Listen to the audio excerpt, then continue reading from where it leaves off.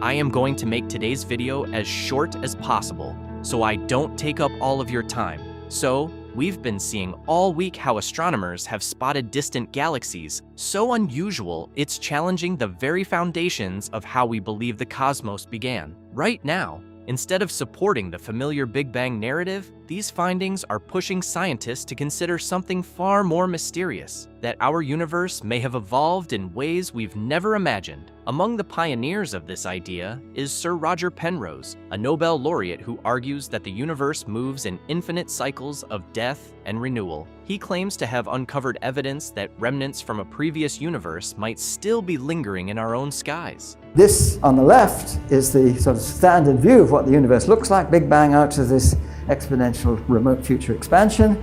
This is stretched and squashed, but this stretched out infinity becomes the Big Bang of the next eon. I'm calling that an eon, A-E-O-N, and we had a previous eon, another one after us, and rather than the Big Bang to infinity being a unique event and that's it, I'm saying this is something which continues. There was one before, there was one after, and you might say this is a totally outrageous idea, but I did say that there is good evidence for it, and I gave you this probability of 125 to 1. Let's say there's 125 to 1 that this is the correct picture. Well, that's a little bit outrageous. I'm not sure I quite say it like that, but it is at least some good evidence that it might be true. At least some of the implications of the theory could seem to be true.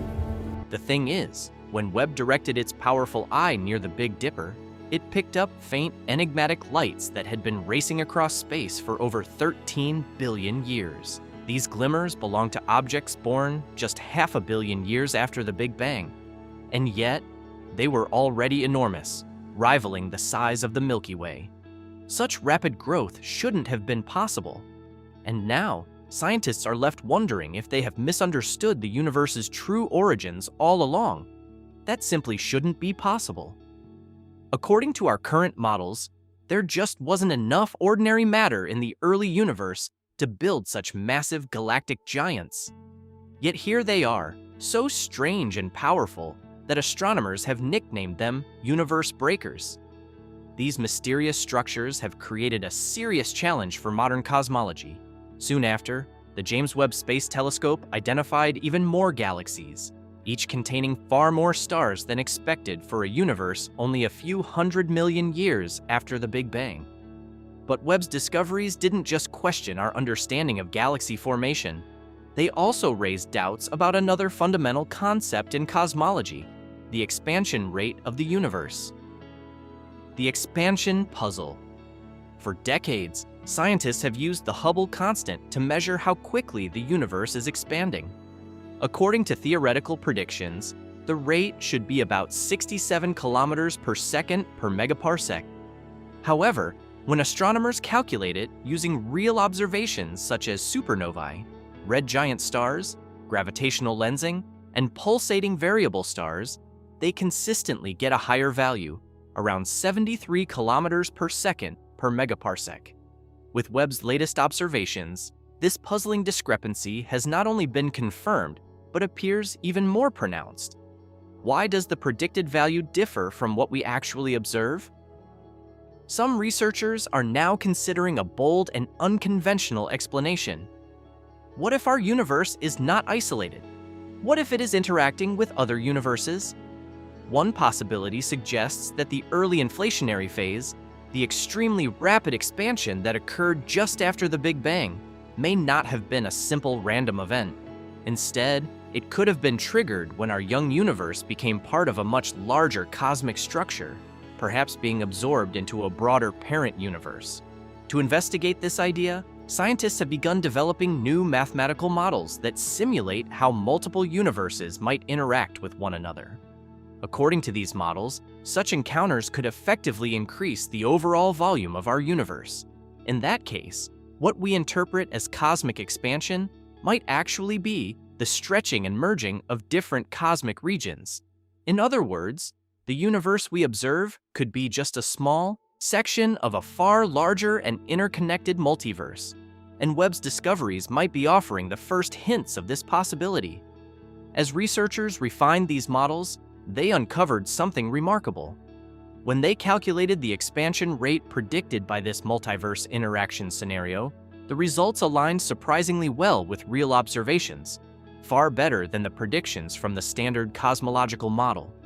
The discoveries made by the James Webb Space Telescope are doing far more than correcting a few details in our theories. They are shaking the very foundations of modern cosmology. Increasingly, scientists are acknowledging something that once seemed unthinkable.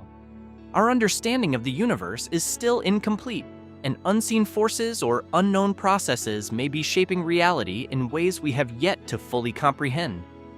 Each new observation from Webb serves as a powerful reminder that scientific knowledge is always provisional. Our theories remain valid only until nature reveals something that proves them wrong. The cosmic fog that lifted too soon. To understand the significance of these discoveries, we need to travel back to a time when the universe was still immersed in darkness. Before the first stars formed, the cosmos was filled with thick clouds of neutral hydrogen, creating a vast cosmic fog that absorbed and scattered ultraviolet light. In that era, no light could travel freely through space. But when the first generation of stars ignited, they began emitting intense radiation that ionized the surrounding gas. Gradually, this radiation cleared the fog, allowing light to spread across the universe. Astronomers refer to this pivotal era as cosmic reionization, and existing models suggest it began roughly 300 million years after the Big Bang. According to these theories, the earliest galaxies produced small pockets of illumination, tiny glowing bubbles within the dense hydrogen fog where light could finally escape. Beyond those isolated regions, however, the universe was still largely hidden in darkness. Or at least that was the expectation. Then the James Webb Space Telescope made a remarkable discovery, a galaxy known as JADES-GS-Z11, shining brightly only 330 million years after the Big Bang. Not only was this galaxy visible, it was emitting enormous amounts of ultraviolet radiation, far more than scientists predicted for such an early moment in cosmic history. When astronomers studied the galaxy's light in detail, they detected a clear signal of Lyman alpha radiation, a distinctive fingerprint produced by energized hydrogen. This result was deeply surprising because such radiation was not expected to be observable so early in the universe's evolution. Now researchers are asking an intriguing question. Could galaxies like this have played a much larger role in transforming the early universe than we once believed? This discovery doesn't merely tweak existing theories, it directly challenges them. According to current models, Lyman alpha radiation should not have been able to escape into space at that time.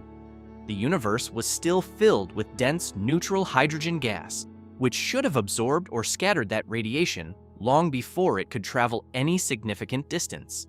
In other words, the cosmic fog was supposed to remain in place until much later. And yet somehow the light from this galaxy managed to break through, reaching us from a time when the universe was only 330 million years old. The lead researcher, astronomer Joris Wittstock from the University of Cambridge, expressed his surprise openly. As he explained, the result was entirely unexpected. Even though we are observing this galaxy at a time when the universe was extremely young, its light displays a remarkably strong and clear signature of Lyman alpha radiation. His colleague, co-author Kevin Hainline, added, "We shouldn't have found a galaxy like this at all. And yet, there it is. And the data clearly show that its UV radiation traveled farther than we ever thought possible." Their analysis revealed something staggering. The galaxy had carved out a bubble of ionized gas stretching 650,000 light-years in every direction. In other words, the surrounding hydrogen had already been cleared enough to let ultraviolet light escape, a feat that should have taken far longer according to everything we thought we knew. So, what does this mean? Either cosmic reionization began earlier than scientists believed, or it happened much faster than our models predict. Could this be a clue that the universe has gone through cycles of rebirth, as Roger Penrose proposes?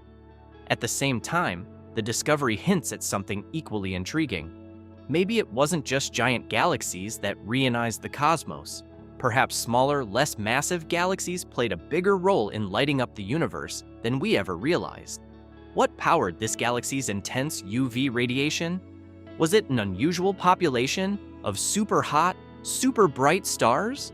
Or could it have been an active black hole lurking at its center? Whatever the answer, one thing is clear. The universe isn't playing by the rules we wrote for it. And if these discoveries keep piling up, if more and more galaxies appear that defy our models, then maybe the problem isn't the data. Maybe the problem is our whole understanding of how the universe began. Because what if the Big Bang wasn't the absolute beginning? What if it was simply a bridge, an explosive handoff from a previous universe to ours?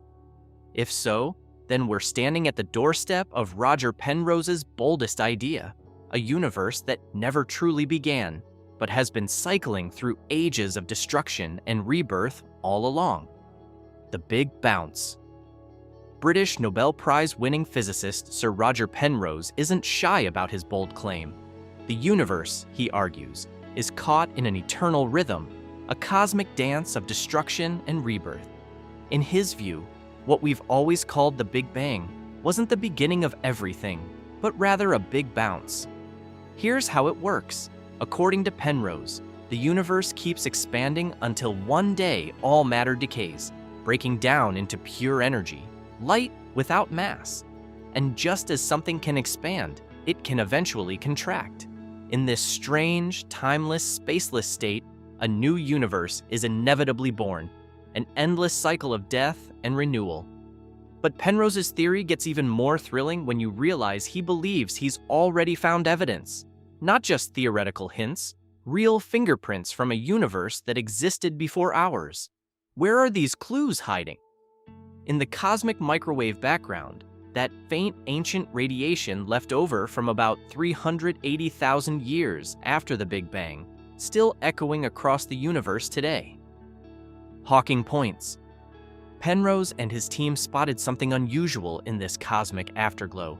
Mysterious circular patterns, hotspots that stand out against the usual temperature fluctuations of the CMB. These circles showed up in data from both the Planck and WMAP satellites, leading Penrose to a stunning interpretation. He calls them Hawking points. Here's the idea. At the end of each cosmic era, supermassive black holes completely evaporate through a slow release of Hawking radiation, a process Stephen Hawking famously proposed. As these black holes vanish, the energy they've shed doesn't disappear. It gets carried forward into the next universe. In that next universe, these leftover photons eventually show up as glowing disks in the microwave background, cosmic imprints of black holes that existed before our own Big Bang. According to Penrose, these circular spots are exactly that, the last whispers of a previous cosmos quietly etched into the sky. He estimates they'd appear as disks roughly the size of the full moon. And sure enough, that's exactly what he's found. Of course, not everyone in the scientific community is convinced. Many remain skeptical, questioning whether these spots really are signs of a prior universe or simply statistical quirks. But Penrose isn't discouraged. He reminds us black holes themselves were once dismissed as wild mathematical fantasies, and now they're accepted as undeniable realities. Maybe the same will be true for Hawking points. Maybe we're already staring at the evidence of an eternal cosmic cycle, and we're only beginning to understand its message. So to everyone watching, and especially to our members, thank you. Your support, encouragement, and curiosity are what make this journey possible. Every view, every comment, and every bit of support helps keep these explorations of the universe alive. To my members, your support truly means the world to me. You're not just supporting a channel, you're helping build a community of people who are fascinated by the mysteries of the cosmos. I'm deeply grateful for each and every one of you. Thank you all for always being amazing.